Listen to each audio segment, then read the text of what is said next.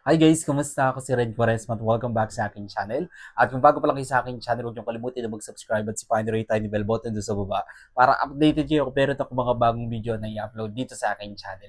At para sa video ito, another reaction video na naman ang gagawin ko. So magre-react nga ako guys dito sa preliminary evening gown performance of Miss Universe Philippines at Tisa Manalo. And guys, audience view to, fan cam shot. Kaya play na natin to. Alright! Wait lang. So, here we go. Tisa grew up with humble beginnings. Ang At ganda.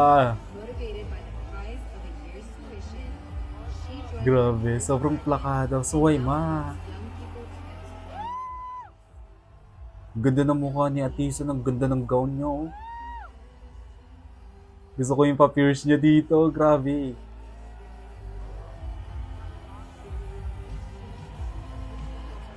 Grabe, nanlalamon. Ang galing ni Atisa. Isa pa. Tisa grew up with humble beginnings. At 10, motivated Wow. by the prize of a year's tuition, she joined her first pageant and now Galing. helps young people to explore. Grabe ka na, Atisa. Inangkin yung buong, buong Miss Universe stage.